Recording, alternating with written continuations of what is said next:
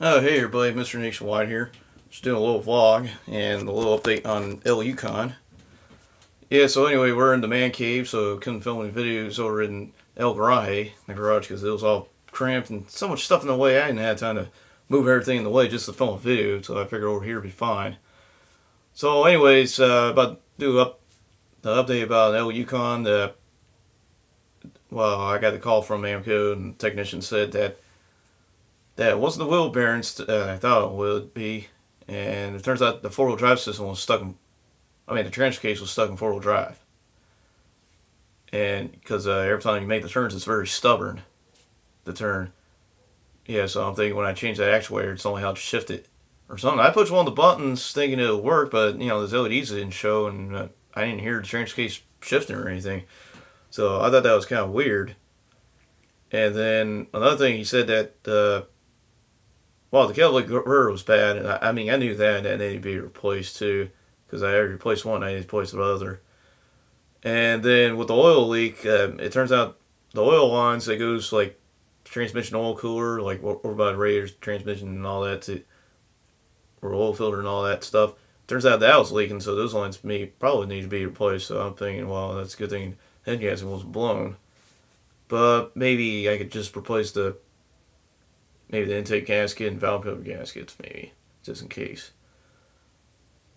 Yeah, because, I thought it would be that, because, the valve covers were kind of oily and has dust on it. So I'm thinking, yeah, maybe there was a blown head gasket somewhere. So anyway, with the technician said the only way just about the transfer case, maybe just take the front drive shaft off and maybe just investigate the transfer case, like why it would be stuck. I'm thinking it might be shot, but this is the Yukon SLT, so I don't know why would they have even the push buttons for the four-wheel drive system if the SLE doesn't have it and just has the manual shift lever for it. Because I see the GMC Yukon Denali's and Cadillac Escalades from 1999 to 2000, they have that, four-wheel drive with the push buttons, just like mine. But most of the owners, they barely use the four-wheel drive system unless it's snowing out and the battery gets stuck in the end. That's the only purpose they use that.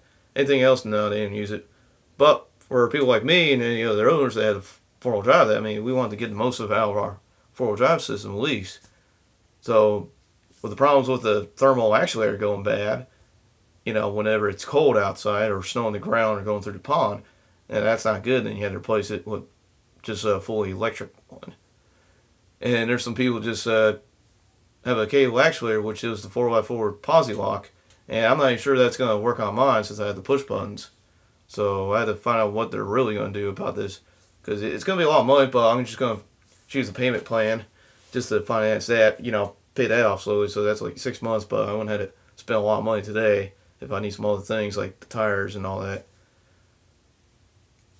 But, Chevy and GMC are not the only ones with the push button four-wheel drives. Ford had them. They started that in '92 with the F-150 and the Bronco, Eddie Ballard edition. So they have it like on the dash, whatever, and I have one of those push buttons. I guess they didn't work either.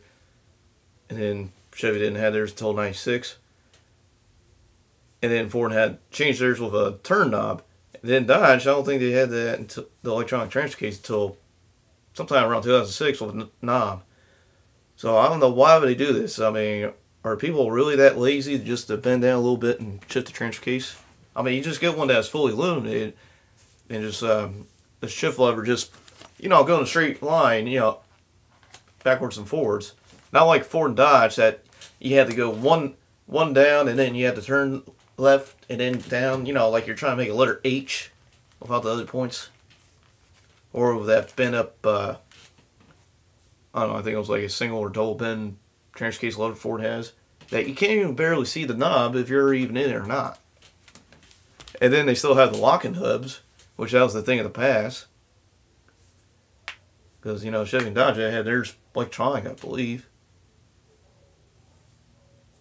Yeah, so driving with four-wheel drive on the road first time, it feels kind of rough. It's like I'm driving an old K5 Blazer with full-time four-wheel drive on the unlock position. Or maybe the lock position if you're making those turns. It's just very stubborn. But they stopped making that because sometime around 1980 because it was burning a lot of gas, and you know, it's a lot of parts you had to replace, bearings and everything. So if you they went back to the part-time system because you know it's low maintenance. You save fuel, and it's not a whole lot of parts you had to replace or check or anything. And I'm not sure if Ford ever done that or Dodge, but I know Jeep has done that too. And they just got back to the traditional part-time four-wheel drive systems. Yeah, because you know, as a kid, my dad was teaching me about you know how four-wheel drive works because he had about a lot of trucks that had that. He had 3 SUVs that are four-wheel drive, and then a couple pickup trucks. One he still owns today. So the first SUV was a Jeep Wagoneer, which had 4 doors, and had those worn premium locking hubs, and he was using that to plow snow. But the problems with it, it has those points on, you know, distributor points, so you had to use a dual meter and fuel gauge and just all that stuff. And of course, I mean, back then he didn't know how to work all that stuff out because they, you know, have electronic ignition. I think Chrysler had that back in the 60s. I think they're the first one to do that. And I think GM and then Ford did that way after. So then a couple other SUVs he had after that. Let's see, it was an 85 Dodge Ramcharger, so he had 2 of those. And it had the automatic locking hubs. And how that worked, it was just some vacuum actuator in the axle that when you shut the transfer case out, it probably sends out a signal through the vacuum line just to get that locked in. Because I drove a couple of them myself. You know, I was test driving them like about almost 5 years ago, and that's all how it works. And then after that, let's see, I think, oh yeah, he had that 76 Ford F-250 Highboy. It's a 3/4 ton, but he had a 4-wheel drive on it. But he said that the transfer case probably needed work because I think he had it 4 low, keeps on popping out of it, maybe the neutral or something. And he was using that to plow snow as well. And the last but not least, current truck now would be that 93 Dodge Power Ram. 4-wheel drive system was good, but you know, it's the gear-driven transfer case, the MP205, and I think that 76 Ford had that. But the thing is, like after you know, when you're about to going too high, it's kind of hard to shift it, you know, when you're standing still. So you had to pull forward a little bit. As you're pulling forward a little bit, that's when you kind of pull back too high. But in some Chevy trucks, like the older ones, the K5 Blazers or whatever, you just have to back up 10 feet, you know, after you shifted it to too high, and then you're back on, you know, 2-wheel drive. But I'm thinking, yeah, I could have bought a K5 Blazer maybe from 87 to 91 because they're fuel injected anyways, so I don't have to deal with carburetor. But I think late 80s, they had problems with their ABS system that, you know, when you had to use the brakes, like the right side pulls, I mean, the truck pulls to the right. So I'm thinking maybe in 1990, 91 they did a little better. But there was a truck my dad could have bought back in 2002, was a 91 James Jimmy. But instead he bought that Chrysler Fifth Avenue, and the one I had for a while that I bought from him. But I was thinking he should have gotten that, and then if he was tired of that, maybe bored of that truck or bought a new car, maybe I would have bought that from him, and maybe I would have it today still, instead of following the Chrysler to the junkyard, which was sad. I mean, that car wasn't worth anything, and especially if that GMC breaks down or whatever, and there's a lot of problems with it that I can afford to fix, you know, at least somebody will give me, you know, $2,000 for it at least.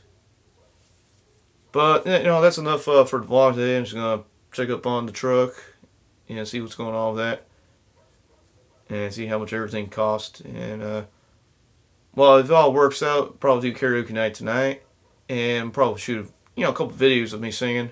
So just keep a lookout on that. And as soon as I'm done with this video, I'm going to upload that. So we'll see you later.